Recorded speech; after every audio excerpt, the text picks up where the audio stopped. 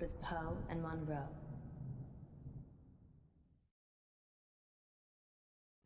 Maybe we should have a safe word.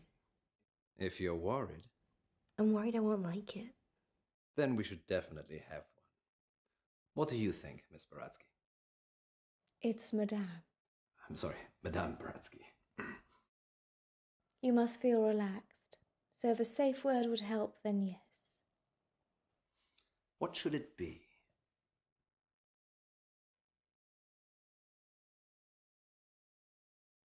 Banana. Banana it is. Okay, banana, banana, banana. Sorry, I'm just practicing. Places, everyone. And we're live in 3, 2... Welcome back. As promised, listeners, we have a special treat for you tonight. Madame Baratsky is a past life regression therapist who claims to have helped hundreds of clients discover their previous selves, from ancient Egyptian concubines to Cold War spies. Welcome, Madame Baratsky. Thank you for having me. And of course, it wouldn't be our show without my better and more beautiful half. Say hello, Munro. Hello, Munro. Munro has bravely volunteered to be put to sleep by Madame Baratsky this evening. You make it sound like euthanasia. She's going to wake you up again. Aren't you?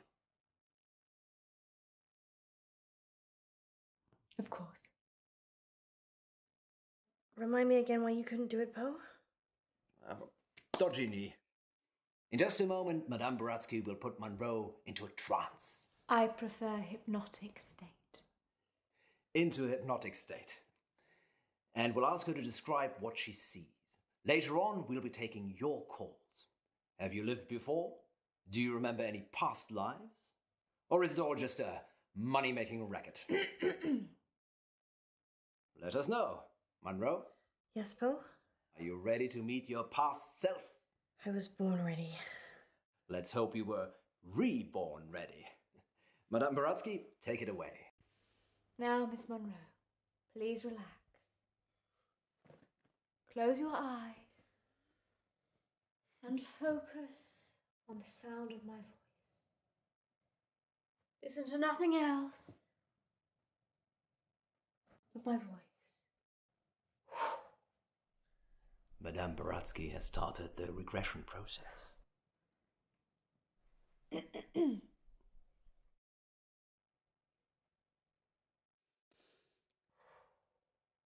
Focus on your arms.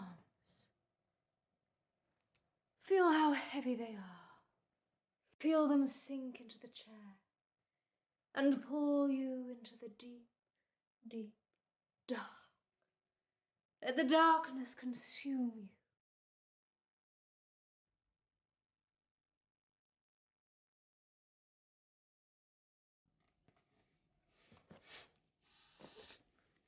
Sorry, I had an itchy nose suddenly. It won't work if you fidget. I'm sorry, I'll be still.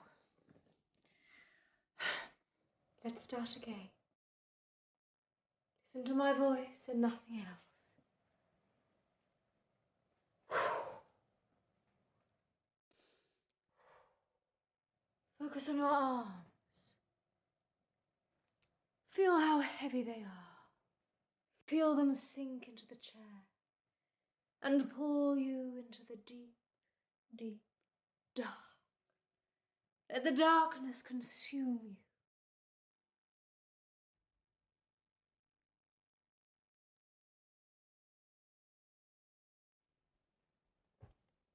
Good. She is fully relaxed and suggestible. Now you have crossed into a life you have lived before. Do you remember who you are? Yes. Munro says she can remember a previous life. Shh.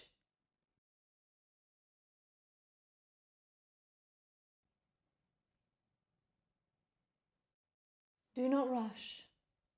Let the world come to you. Let it reveal itself to you.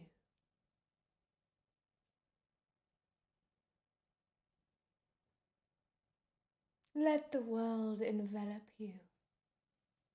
Step into the world. and become your former self.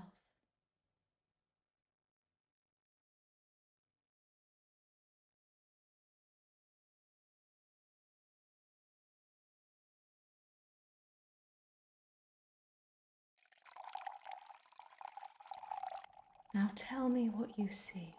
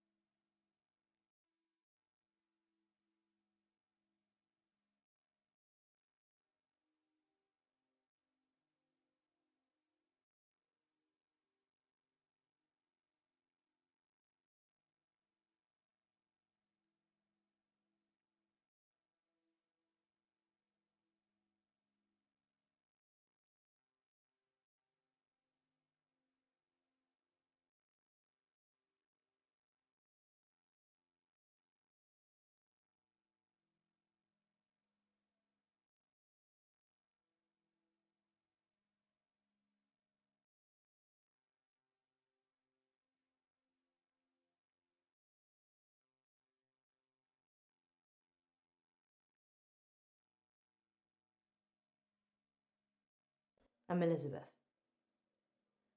That's what you were going to ask, isn't it?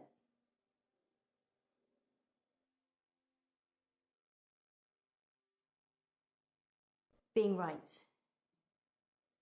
It's a gift and a burden. Where's Dr. Decker?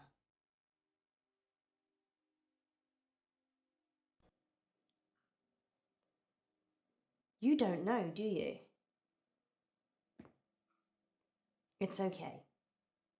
I was just being polite. It's nice to see a new face. What did he tell you about me? Ah, my drinking problem. Yes, that's my cover story. Actually, I probably do drink too much. Let's play a game, Doctor.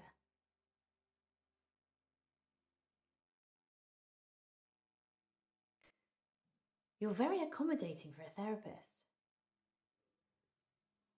You think of something, and I'll guess it.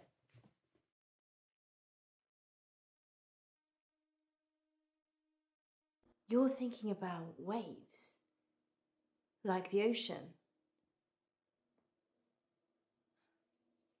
Don't say anything. I mean, you haven't said anything since you arrived. Do you believe me now? That I can read your mind? Good. You believe me? I lose a lot of friends right about now.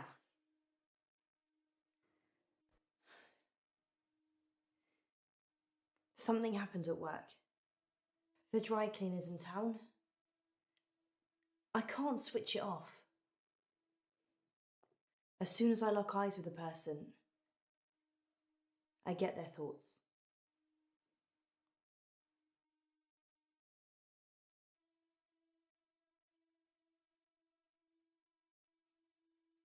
I'd like to be a brain surgeon, but I didn't apply myself enough. I am pretty nimble with an iron, though.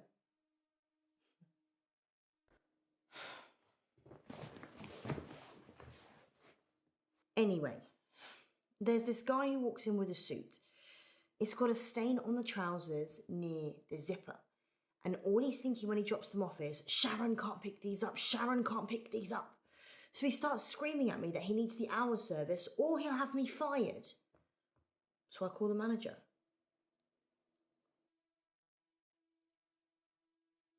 I guess Sharon, who he doesn't want to pick them up, is his wife or girlfriend? Either way, he clearly doesn't want her to see the stain. But Sharon is also the name of my manager. I call Sharon over anyway. Sharon! Sharon! This guy's face is a picture, but he's holding it together. Sharon comes over preoccupied. She's thinking about the washing machines. She is the manager, so she normally does that, but this time was different. She was thinking about Nisha, spinning away in one of them.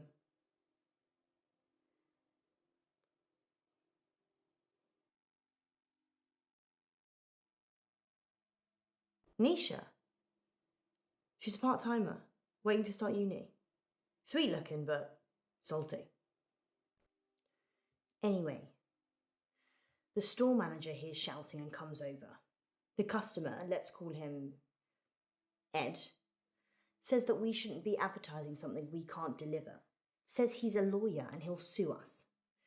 The store manager, whose name I intentionally forget, says he'll sort it out. Sharon, in the meantime, has gone ashen.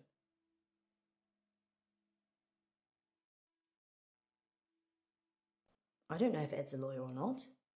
That's not the important part. Ed finally gives in, throws his suit at me, and leaves. The manager looks at me and says, "Can you work your magic hands over his trousers?" He's thinking of me topless, in a hot tub, but with way bigger breasts. And some other things I'd rather not remember. Knowing people's thoughts eats your soul.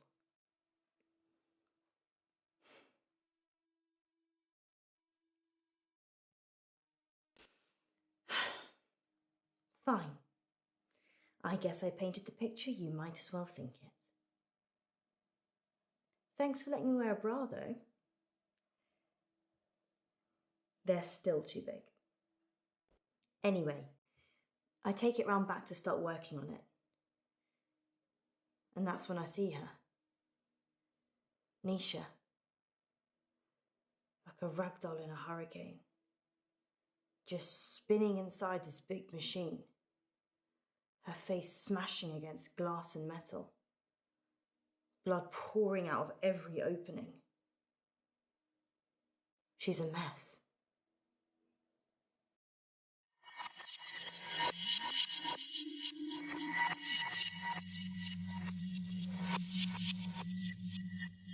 Can you see any jewelry? A ring, maybe? Yes. A ring. Good. I need you to get it for me. Do you understand? I understand. Well, this is fascinating, August. We'll be back with more of Munro's past life in just a moment. What's going on? I'm helping Ellis uncover her past. Why does she need to get this ring? Oh, it's just a technique I use. I think you should bring her back now. It would be dangerous at this point. Then do it at whatever point it won't be. Quiet. I'm trying to concentrate.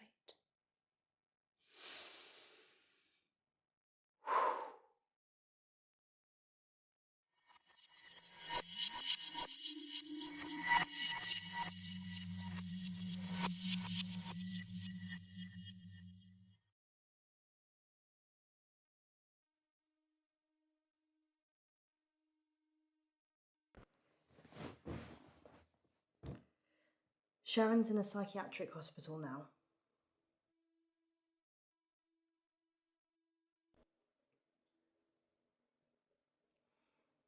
They arrested Sharon for Nisha's murder. Sentenced to 18 years. One for each of Nisha's. Is that enough? Maybe murder should be punishable by death.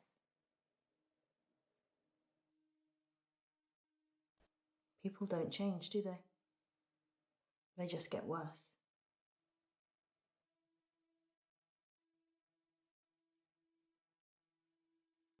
Sharon's fingerprints were all over the machines. And her husband was having sex with Nisha. That's all the jury needed. Nobody saw her do it, though. She just didn't have a good enough lawyer. People with money get away with murder all the time, though. Don't they? Is there anything rich people can't buy?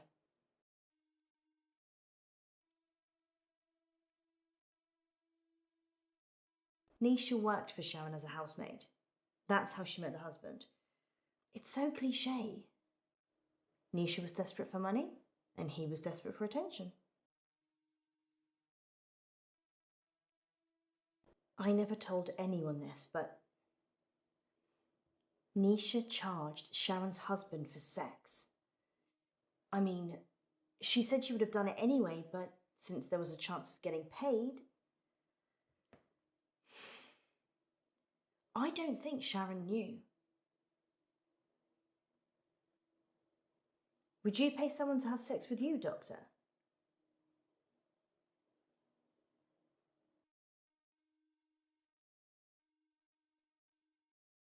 I'm not offering. I just like throwing out the occasional risque question and then reading people's minds. You get the truth that way.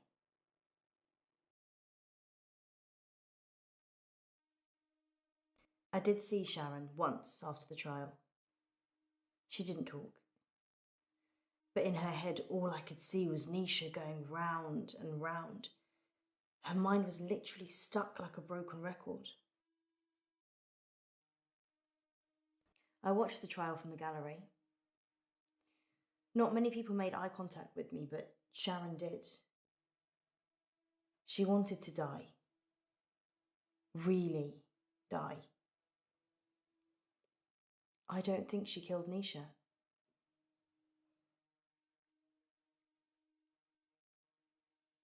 Sharon's defense. She said Jared killed Nisha. The Umbrella Man.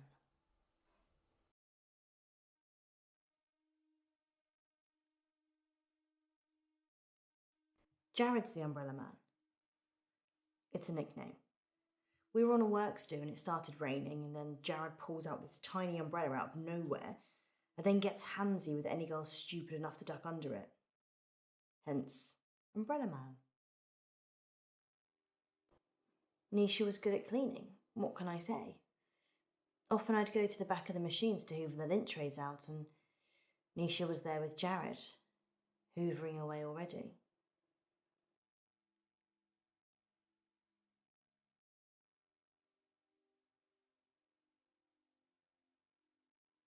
Nisha kissed me once, so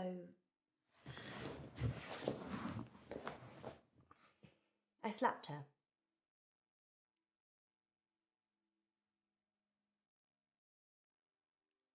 She kissed me. It was assault. Don't judge me, Doctor. Do you know how hard it is to have a relationship when you know exactly what the other person is thinking?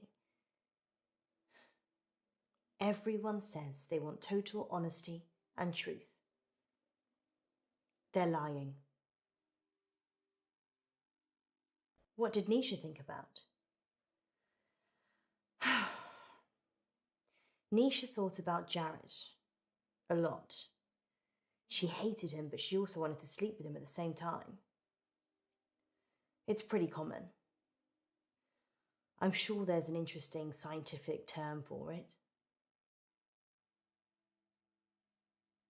Yeah, angry sex or anger sex. I'd probably take either right now.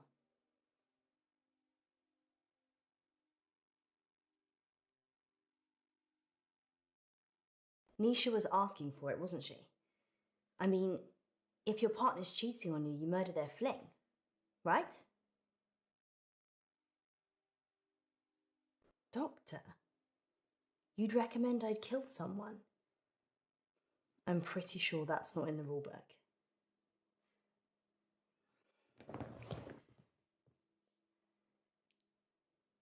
I think Jared killed Nisha.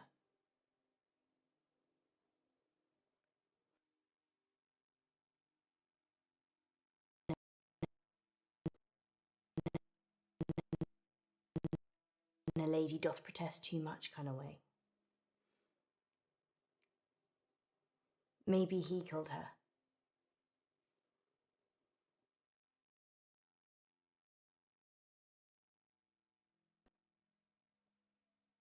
Her eyes were still open, crying blood. But I looked into them and there was peace. Nothing else. Just peace.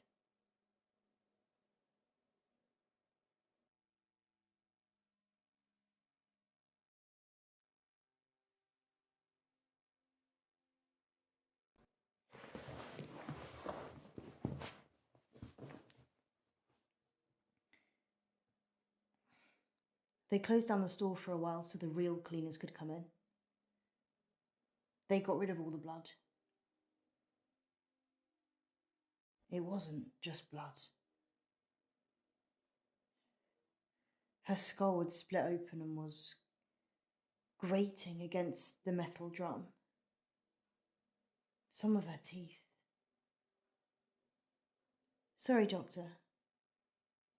What did you want to know?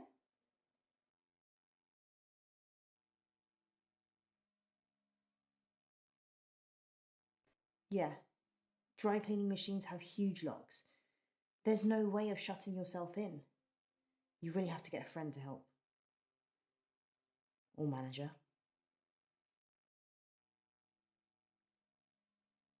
Berg. Perchloroethylene. It's what they use in dry cleaning machines. But Nisha didn't drown. The spin cycle broke her spinal cord, so she was paralysed for a few minutes while her face mashed into everything. Shock probably got her first.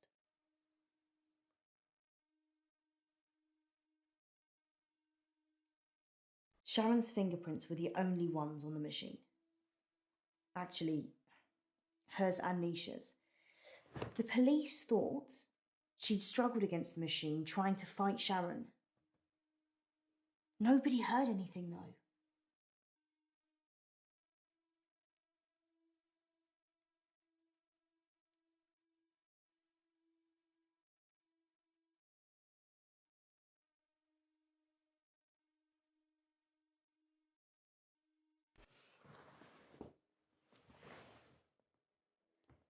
I'm allergic to nuts.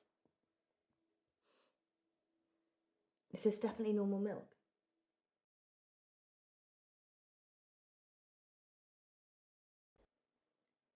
The milk's a bit funny? Maybe it's on the turn.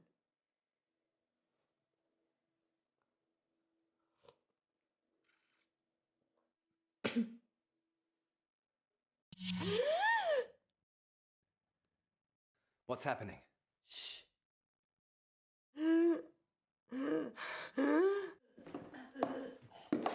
Munro.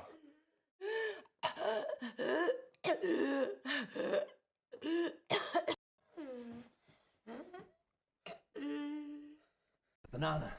Banana! Why isn't it working? She has to say it, not you. Wake up. Munro. Alice. If anything happens to her... You can go in after her. Just sit down, please.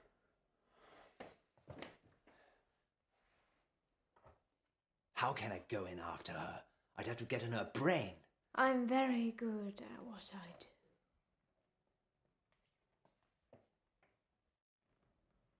Sleep.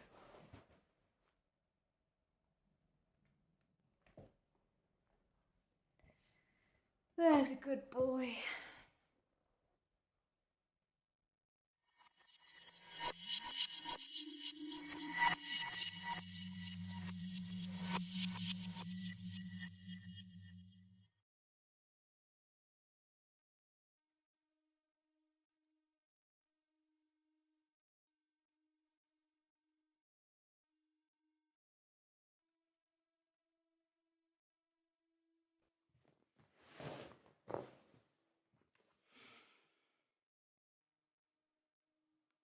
Jared, the umbrella man.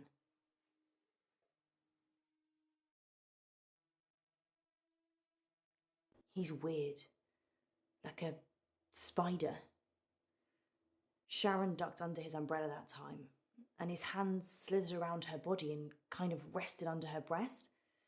Everyone knew he was touching it, and Sharon just gave a weak smile and wriggled away. I tried to read his mind, but it was like a stereogram.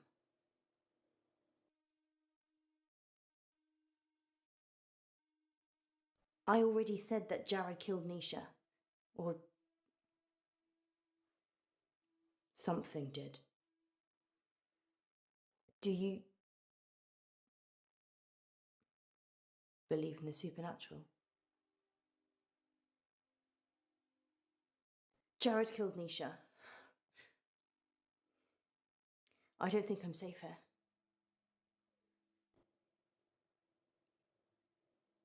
I saw it happen, but I couldn't tell the police. They were in the back room, Jared and Nisha. They were kissing. And then she opened the door to the machine. She just got in. And Jared, he shut it. He didn't have fingers. He had... I can't. And the kiss. His tongue. It was a giant worm. And it just slithered from his mouth into hers. I tried to catch Nisha's eye. But it wasn't her. It took her over so quickly. It's thoughts I've seen. Doctor, I'm sorry, I need to go. I'm being ripped. Sorry, I don't know what I'm saying. Sorry.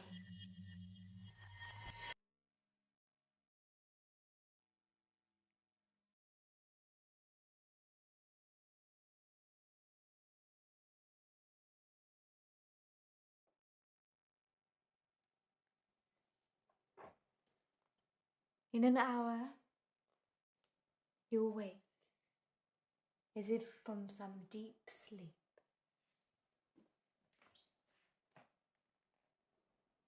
And I'll be gone.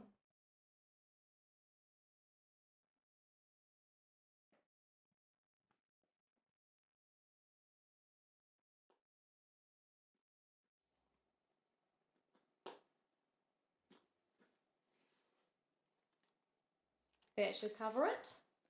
I'll see myself out.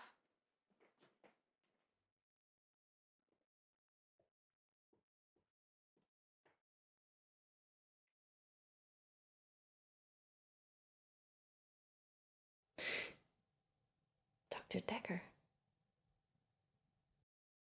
On that note, here's a message from our sponsor that you're sure to enjoy. The police are looking for Miss Buratsky. It's a shame she didn't stick around. Was she even licensed? She came highly recommended. From who? Herself, when she knocked on the door yesterday morning. You let a complete stranger take over my body? I didn't know what she was going to do. I feel so violated. I can't even tell our listeners.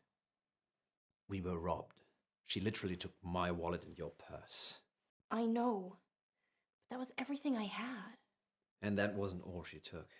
What else is gone? My adoption papers. What?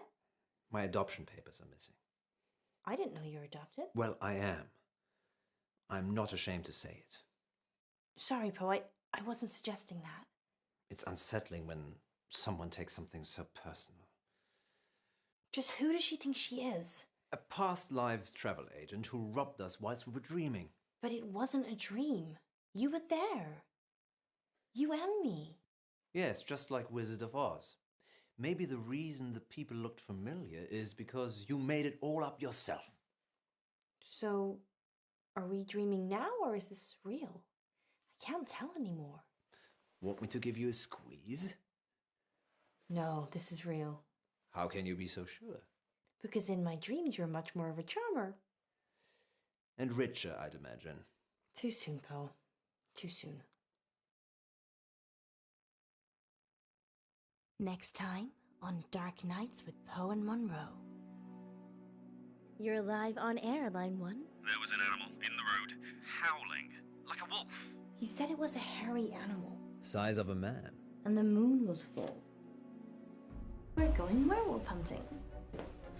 I'm Casper Light. You have to stay away from Wolf Lane.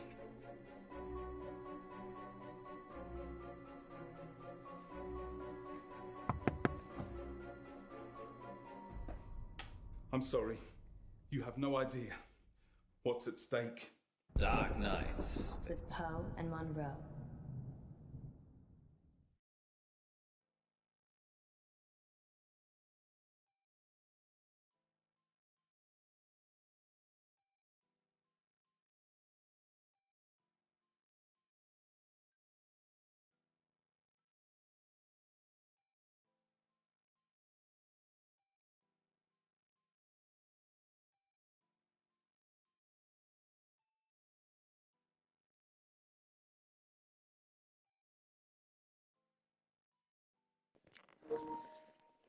Thanks for watching, guys.